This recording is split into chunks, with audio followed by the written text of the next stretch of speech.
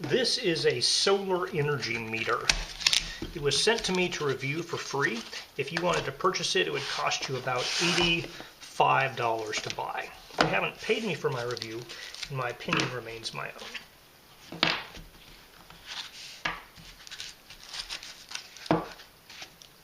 Okay, so in the box we have a little mounting stake, a AAA battery, a screwdriver, it's a Phillips head screwdriver, and the actual device itself. The device feels quite heavy.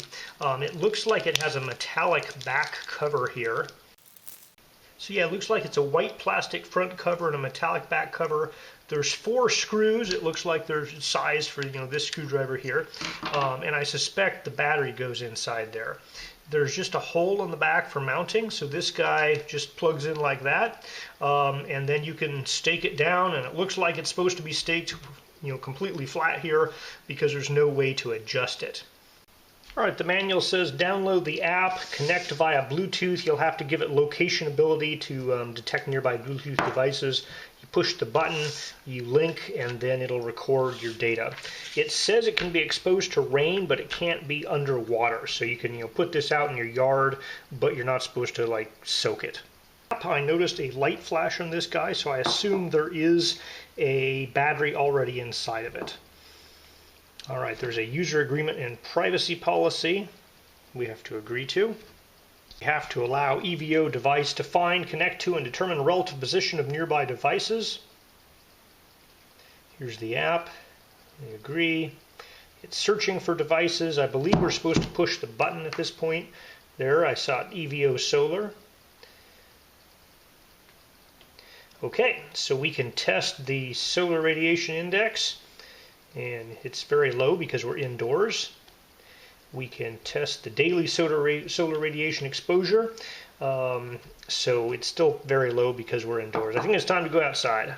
Alright, I've put it in a planter outside, which we'll use for our testing location. We're in a little bit of shade from a tree. It says the current solar radiation index, watts per meter squared, is 113, 110. And we are starting to collect some data about the overall exposure for a day. Right, I think I'm going to pause for a day, let this thing go through a full cycle, and then we'll come back out and see what it looks like. Alright, so this guy's been out here for a couple of days. I just saw the green light do a little flash. I was not able to connect to it from inside my house, like 20 feet away, so I had to come outside here to try to connect to it. Yesterday when I tried this, I was having some problems. I was not able to connect until after I pushed the orange button to get it to work. So I got the phone out here. It says searching for devices. It's already found this device. It's here, so I click on it. It says connecting at the bottom of the phone, but it doesn't immediately connect and work.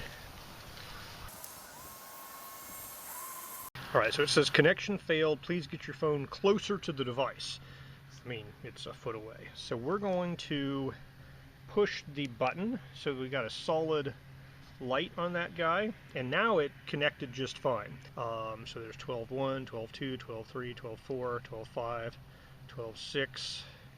So, today is 12.6, and it has data from, today, basically. So it's collected data from today, but it's been outside for a couple of days. So 12.5, there's a little line here at 7.8, and then it just, okay, never mind. It did collect data.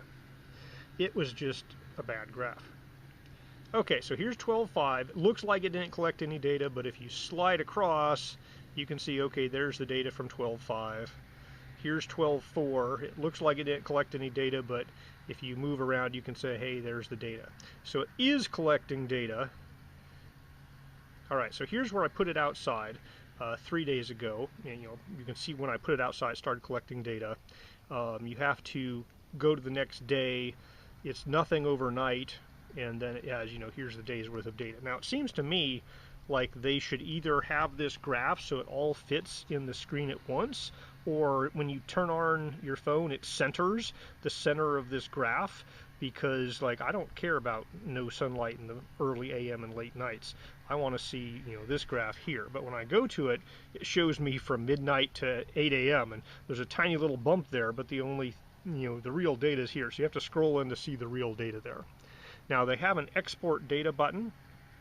Export file successful, so it basically exports to XSLX file. So I'll take a look at that. I'm assuming it's just going to be like, values by date and time.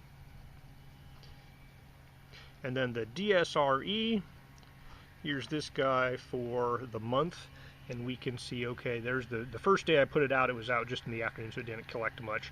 4 and 5 are solid days, and then 6, it's in the morning, and it's been very cloudy, so we don't have much. So we kind of have this, data collected. Hit export data. Another data has been exported successfully. And that's basically the app. So, the app, you can connect and export data. Now, an annoyance I found is you cannot connect without pushing that orange button. So you can't put this up on your roof and connect to it from the ground. You have to be able to go out and push the button to connect. Alright, so the daily solar radiation exposure just has, each day you get a different number. You can see the day I put it out was near the evening, so it's pretty low. I had 2 full days, and then this morning it's pretty much early in the morning on a cloudy day. So really these two numbers, 2.3 and 2.1, are the only ones that represent a full day of data. We have 10.8, 10.10, which is well before I got the device. 12.1, 12.2. I opened it on 12.3, so I don't know what those zeros are from. Maybe it was just bouncing around the packaging or something, I don't know. Now the SRI report has the same dates, but it has a lot more data on a per day basis. So you can see here it looks like every 10 minutes it gives you a number. So I'm going to say the sampling rate is either averaged over 10-minute periods or just done every 10 minutes. But we basically get numbers every 10 minutes. So I just highlighted one row, said insert chart, and this is what I got for free. Basically December 4th, and you can see, here's the solar radiation pattern. So my house has a solar system, and this is the solar energy production for the same December 4th day. You can see there's a little gap down here, and then over here there's kind of a little down gap and area there. Comparing that to the data from the EVO Solar, this data seems to be less smoothed, but the general shape of the peak with kind of the down gap there and the down gap here is approximately the same. Alright, I don't have a calibrated meter to really test this guy with, but I do have an outdoor weather station. So up on that pole there's an outdoor weather station. It says the solar radiation is 143.9 watts per meter squared, and it's, a super overcast day, so I'm going to say both of these sensors are probably getting about the same amount of sun facing directly upwards. The current reading from this meter here is 166. Well, it just dropped to 149, 158. Put my phone over it, it's going to be shaded, so it's 100. It says 163 right now, 162. Going back to the weather station, it's updated. It now says 161. So I'm going to say that the weather station and this little meter here are in pretty close agreement. So every time you start the device, you have to agree to their user agreement privacy policy. You hit agree. It doesn't seem to save that agreement, so you just have to hit agree every time you restart the app.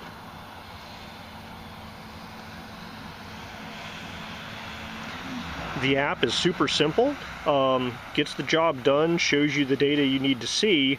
There's not much there. It's basically, look at the data and then export the data, and that's pretty much all it does. Alright, so this guy's perfectly functional. The app is simplistic, but it just lets you get access to the data or look at graphs with it. I don't like the fact that you need to push the button to connect the app to it. It'd be nice if the app could just connect to it from 30 feet away, so you could put it on a rooftop or something. I understand they're probably saving battery power by only really enabling Bluetooth after you push the button. So that's a trade-off. You have to put this device somewhere where you can get to it to push the button to download the data. But other than that, seems very functional. Single-use device, does what it claims to do.